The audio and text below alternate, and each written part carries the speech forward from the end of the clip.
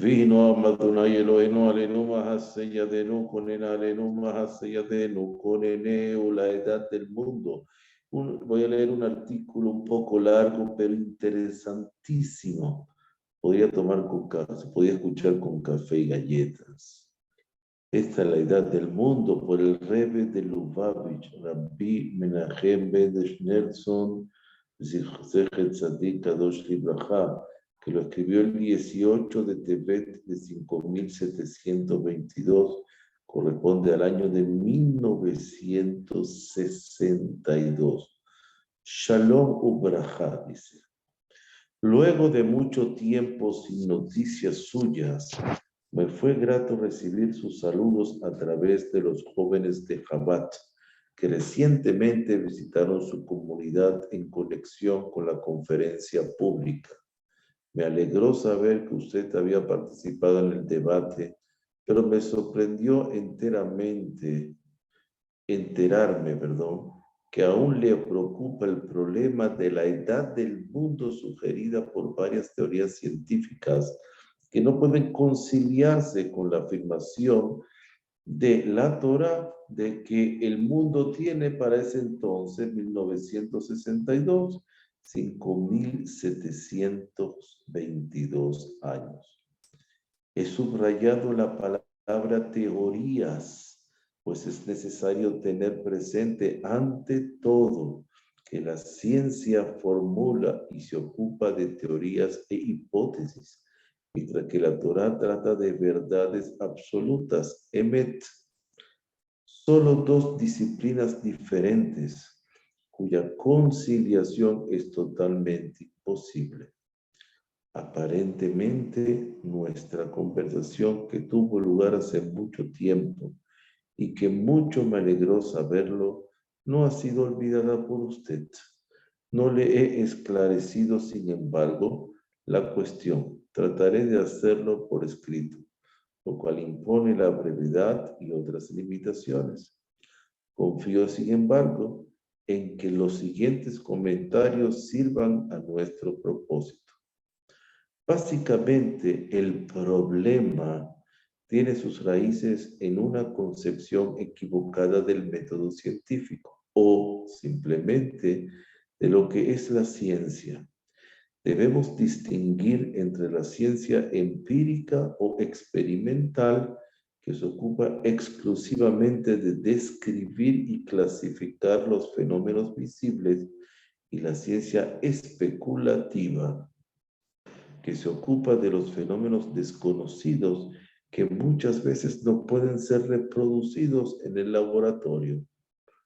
Especulación científica es en rigor una terminología incongruente, pues ciencia, hablando con propiedad, significa conocimiento, en el sentido estricto de la palabra. Como máximo, la ciencia solo puede hablar de teorías inferidas de ciertos hechos conocidos y aplicados al ámbito de lo desconocido.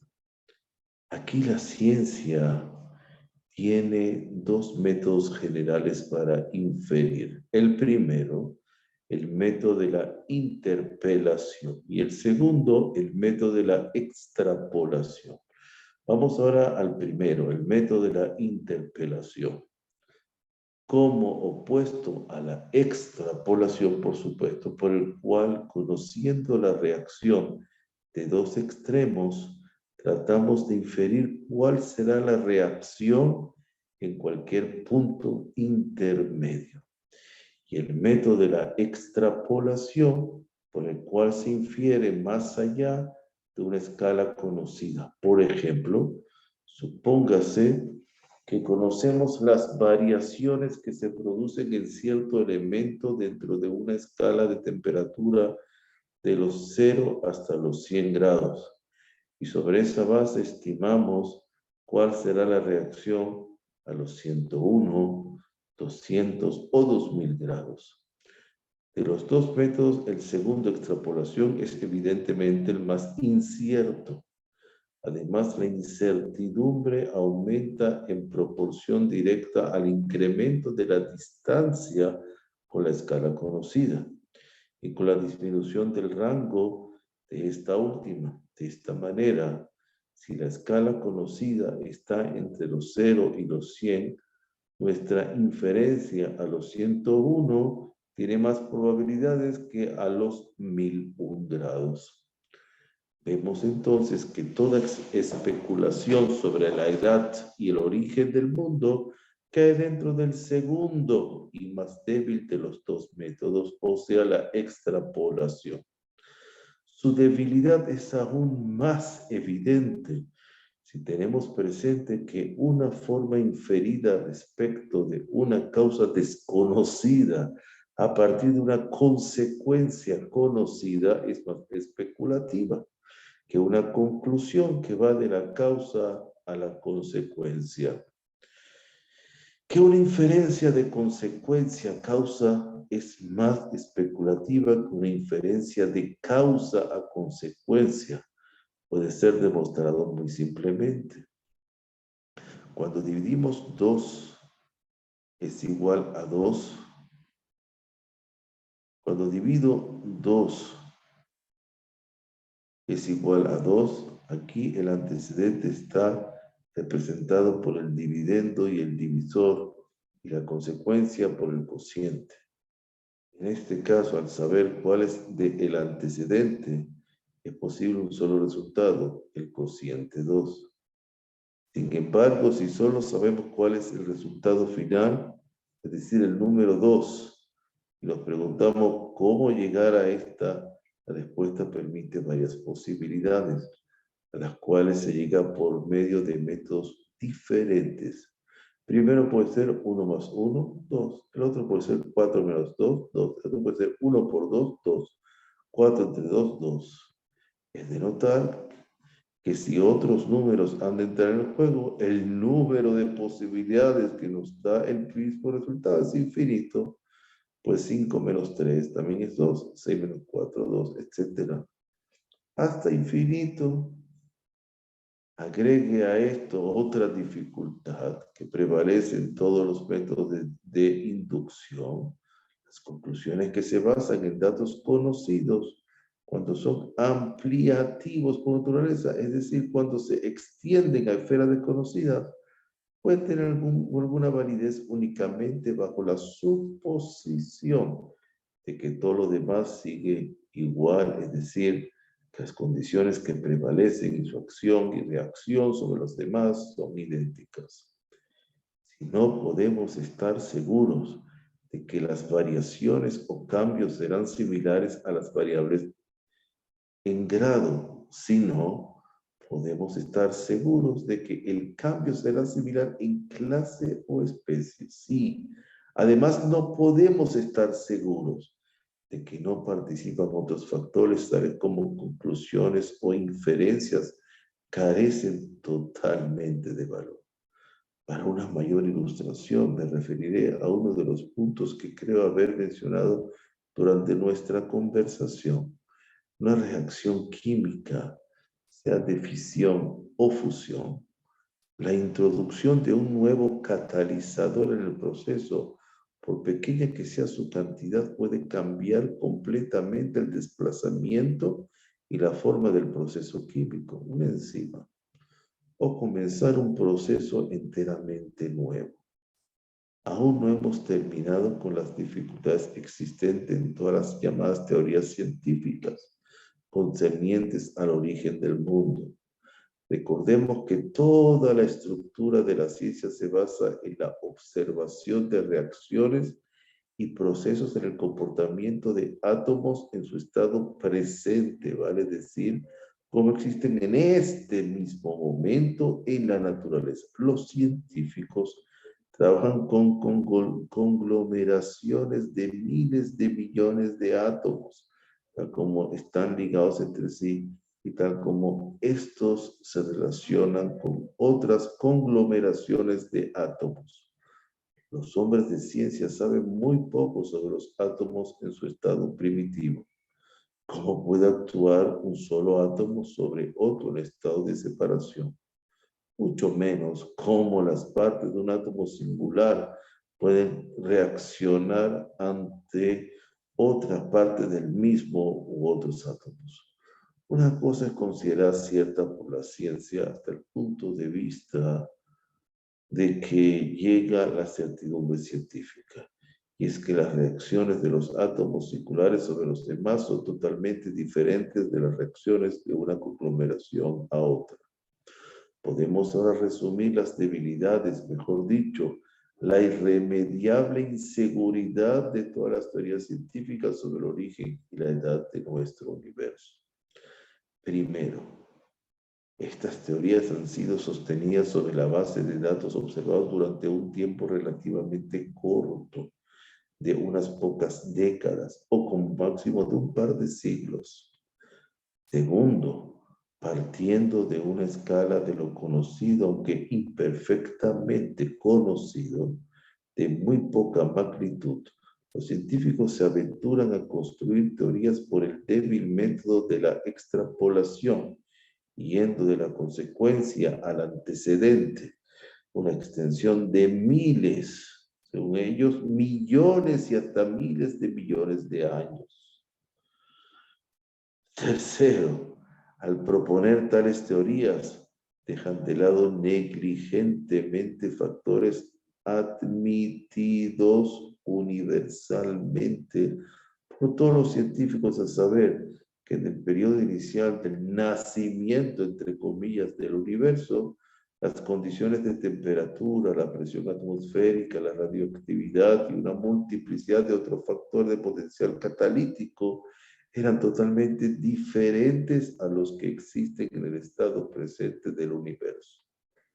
Cuarto, el consenso de la opinión científica es que en la etapa inicial deben haber existido muchos elementos radioactivos que ya han desaparecido o que subsisten cantidades ínfimas, de algunos de los cuales se conoce su potencia catalítica aún en dosis mínimas. Quinta, la formación del mundo, si aceptamos esas teorías, comenzó con un proceso de coligación de átomos singulares o los componentes del átomo y su conglomeración y consolidación con la intervención de procesos variables totalmente desconocidos. Para abreviar, de todas las débiles teorías científicas, aquellas que se ocupan del origen del cosmos y del establecimiento de fechas al respecto son, y esto es admitido por los científicos mismos, las más débiles entre las débiles. No es de extrañar, y esto incidentalmente es una de las refutaciones obvias de estas teorías, que las diversas teorías científicas sobre la edad del universo no solo se contradigan entre sí, sino que algunas sean completamente incompatibles y mutuamente excluyentes, pues la fecha máxima de una teoría es menor que la fecha mínima de la otra. Si alguien acepta una teoría tal sin espíritu crítico, solo puede llegar a un razonamiento pleno de falencias o inconsecuencias. Consideremos, por ejemplo, la llamada teoría evolucionaria del origen del mundo, que se basa en el supuesto de que el universo evolucionó de partículas atómicas y subatómicas existentes que, por un proceso de evolución, se combinaron para formar el universo físico y nuestro planeta, sobre el cual se desarrolló la vida orgánica, también por algún proceso de evolución hasta que surgió el Homo sapiens. Es difícil comprender por qué el hombre está dispuesto a aceptar incondicionalmente la creación de partículas atómicas y subatómicas que lo reconocen todos. Es desconocida e inconcebible, y sin embargo está mal dispuesto a aceptar la creación de planetas, organismos y un ser humano, tal como lo conocemos. El argumento del descubrimiento de fósiles no es de ninguna manera evidencia concluyente de la gran antigüedad de la Tierra por las razones siguientes. Primero, En vista de las condiciones desconocidas que imperaban en tiempos prehistóricos, entre comillas prehistóricos, condiciones de presión atmosférica, temperatura, radioactividad, catalizadores desconocidos, etcétera, como ya se ha mencionado, es decir, condiciones que pudieron haber causado reacciones y cambios de naturaleza totalmente diferentes a los conocidos bajo los ordenados procesos naturales del presente. Uno no puede excluir la posibilidad de que hayan existido dinosaurios hace 5.722 años, estando en 1962, y que se fosilizaran bajo tremendos cataclismos naturales en el curso de unos pocos años en vez de millones, pues no tenemos ninguna medida concebible o criterio de cálculo bajo esas condiciones desconocidas. Segundo, aún asumiendo que el periodo de tiempo que la Torá concede a la edad del mundo es definitivamente demasiado corto para la fosilización, aunque no veo que por qué uno deba ser tan categórico, todavía podemos aceptar tranquilamente la posibilidad de que Dios haya creado los fósiles mismos, huesos o esqueletos, por razones de su entender. Del mismo modo que podría crear organismos vivientes, un hombre completo y productos elaborados como el petróleo, carbono, diamantes, sin ningún proceso evolucionario. En cuanto a la pregunta de que si fuera cierto lo que antecede, ¿por qué tenía que crear Dios fósiles? La respuesta es simple. Nosotros no podemos saber las razones por las cuales Dios eligió esta manera de creación en preferencia a cualquier otra y para cualquier teoría de creación que se elija. La pregunta de ¿por qué crear un fósil? No es más válida que la pregunta de ¿por qué crear un átomo? Ciertamente, tal pregunta no puede servir de argumento sólido y mucho menos como base lógica para la teoría de la evolución. ¿Qué base científica existe para limitar el proceso creativo a un proceso de evolución solamente comenzando con partículas atómicas y subatómicas?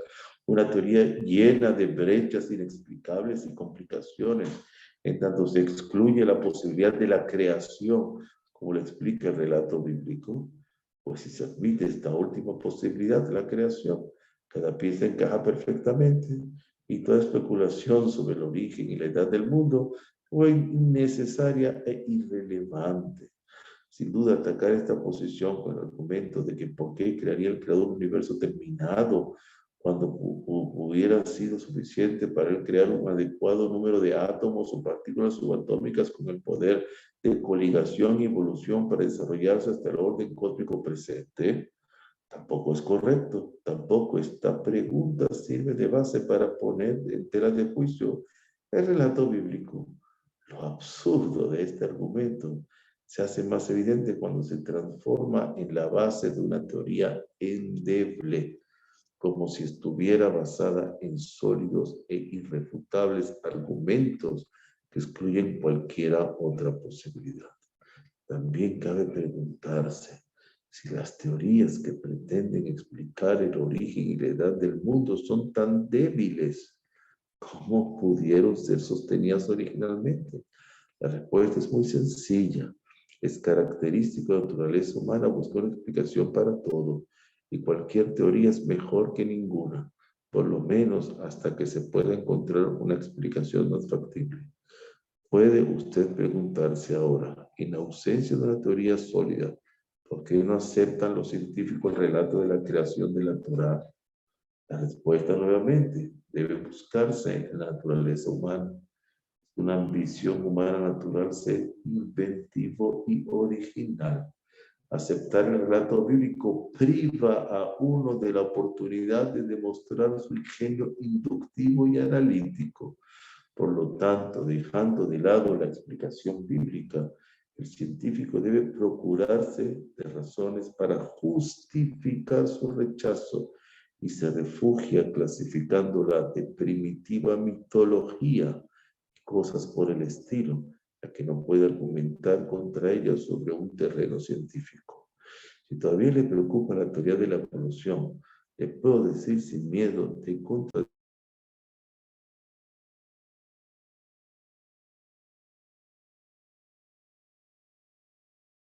años de investigación, desde que la teoría fuera pospuesta, fue posible observar ciertas especies de vida vegetal y animal de corta vida por miles de generaciones. Sin embargo, nunca ha sido posible establecer una transmutación de una especie a la otra, y mucho menos convertir una planta en un animal.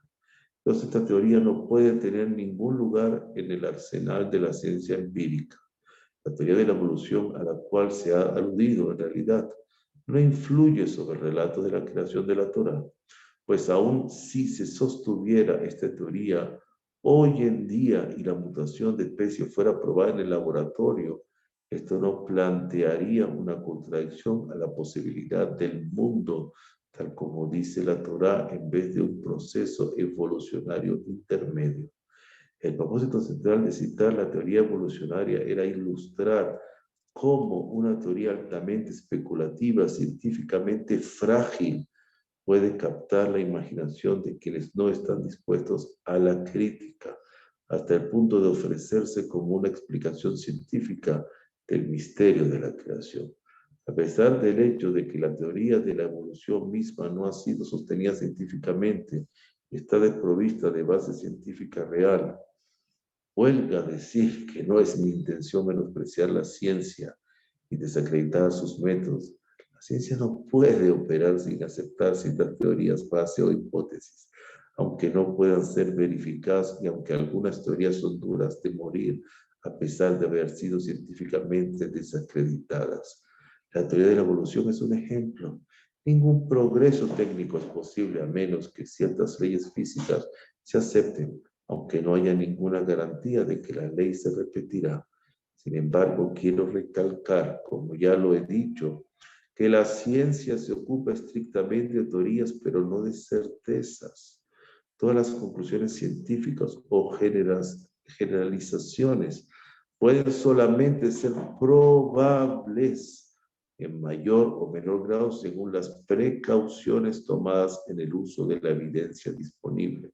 El grado de improbabilidad necesariamente aumenta en proporción a las variables desconocidas, etc.